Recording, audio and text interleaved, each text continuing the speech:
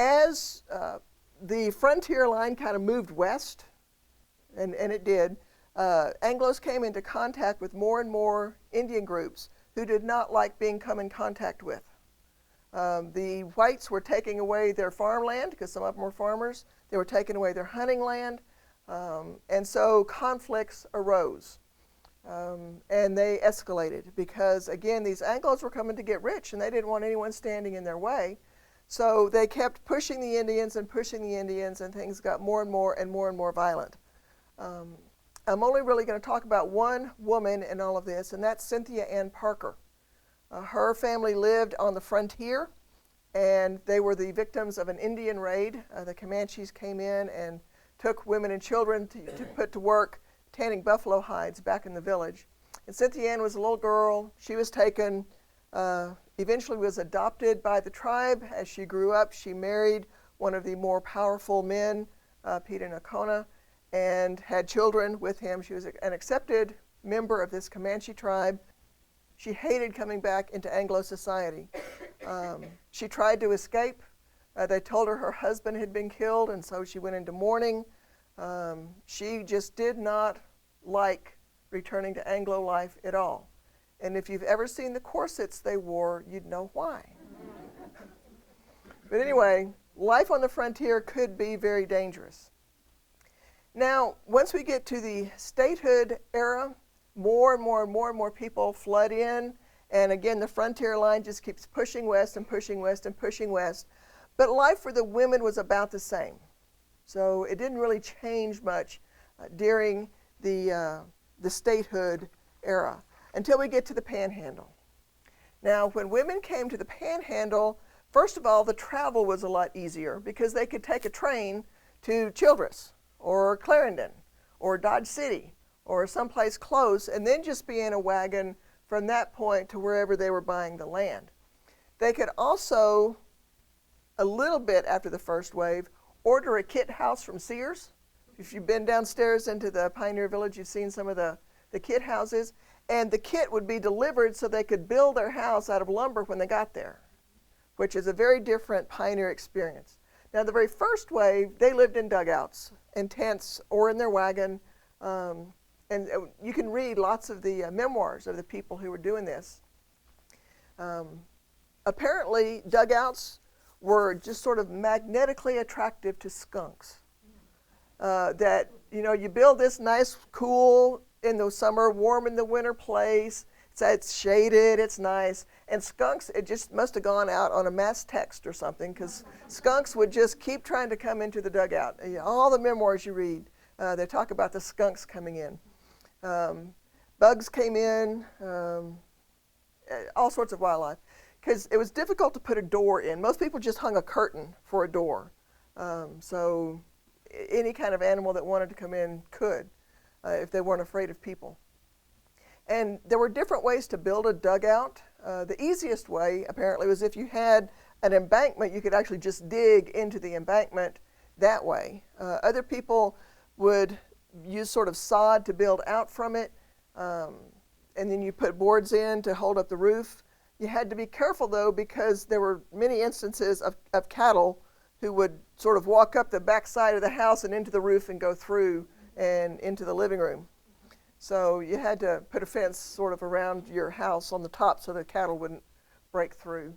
But the women who were living in these dugouts, they were trying to make things better. They would sweep the floor of the dugout every day. And I'm thinking sweeping is bad enough today, but sweeping dirt on dirt on dirt. They would hang wallpaper, because they could order wallpaper. And they could hang wallpaper inside the dugouts to try to make it nice. Some of them had pianos that they had brought with them, or little ones, little organs sometimes, that they would put inside these dugouts. And they did everything they could to make these houses homes. They complained about it. They complained about living in these dugouts, because one thing, they were really small. They usually were 1 or 2 rooms, about 10 by 10 or 8 by 10 or 10 by 12, whatever fit on that site.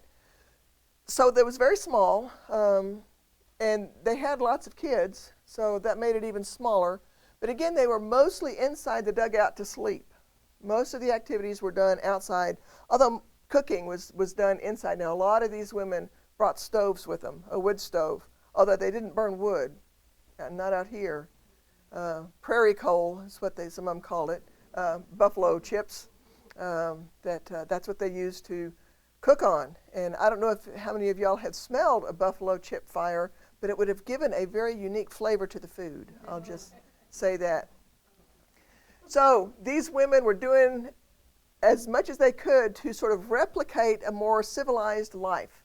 And it was easier in some ways on the Panhandle because you could get things like canned peaches.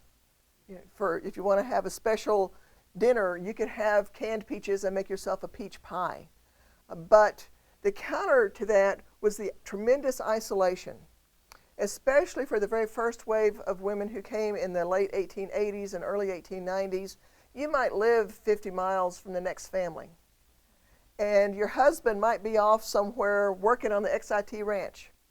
And the woman is staying home in this dugout to prove it up as a homestead. And so she is there by herself with a couple of small children. She doesn't even see him except at Christmas and 4th of July.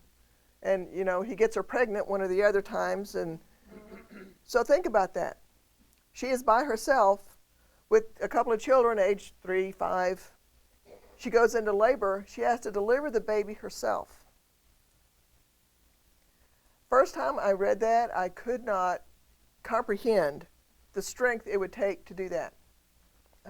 But it apparently happened frequently enough that these women could talk to each other about it, that, yeah, this is what I did, yeah, this is what I did, and sort of bond over this horrific experience of having to deliver your own baby. There was a woman who was the wife of a buffalo hunter. So this was in the early 1880s, a little south of here, and they had a system. He had made a dugout. This was Robert Truvey and his wife. And he would go to the buffalo herds and cut out 1 or 2 buffalo and herd them toward the dugout. And when they got as close as they could get, he would shoot them and kill them there close to the dugout, and she would skin them, right? And so he would go out and get more buffalo, and by the time he got more, she would have skinned this one, and so he could sell the hides. And so they had this partnership going. But she was pregnant.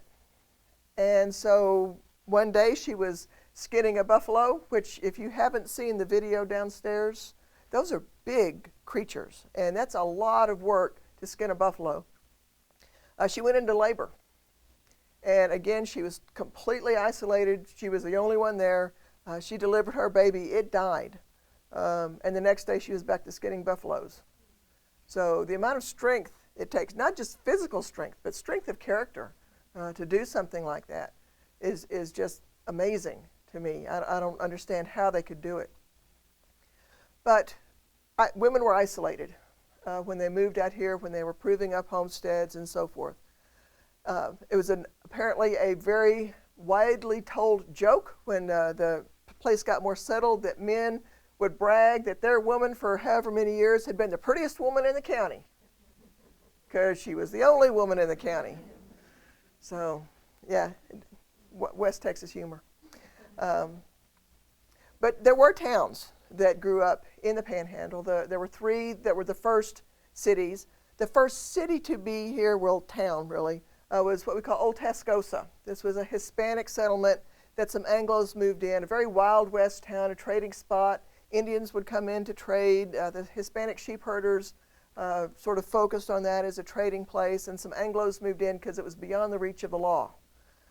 So Tascosa was the first town in the Panhandle. Old Mobeetie was the first town founded by Anglos. And it was founded, it sort of grew up. It had been a buffalo hunter site. There's this creek that they call Sweetwater Creek because you could actually drink it. And there's this big pasture, and the buffalo hunters would stake out their hides to dry in the sun and then stack them up, and then a freighter would come with a wagon and carry them to Dodge City to sell. So they called it Hide Town because of the buffalo hides.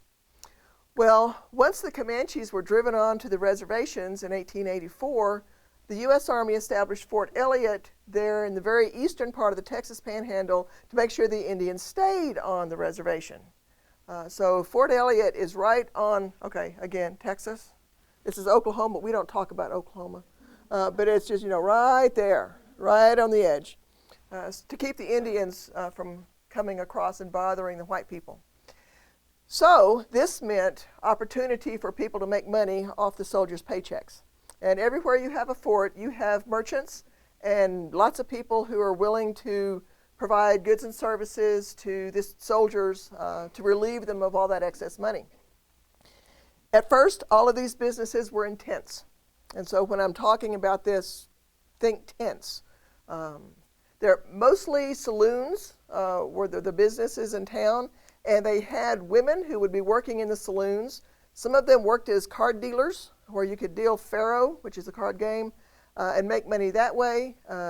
Some of the larger tents would have dances, and the women would be paid to just dance with the various soldiers and other men who came in. But there were also women who were a little more entrepreneurial and who provided a little more personal services out on what they called Pillow Hill, which was closer to Fort Elliott than the town of Old Mobeetie. So there were a lot of these women, and sometimes they would do one thing and sometimes another. And one thing I want to tell you is these women were doing this out of choice. These are not women like we think of prostitutes today. These women did this deliberately because they could make a living on their own, not be under the control of anybody, which you just couldn't find anywhere else in the United States. If you were an unwed woman, you were under somebody's control. If you're a married woman, you're under your husband's control. So these women came west, came to Texas, and went into these occupations with their eyes wide open. Now, they did not intend to stay at these occupations. They intended to make enough money to go into a respectable business or possibly get married, to some guy who would then take care of them.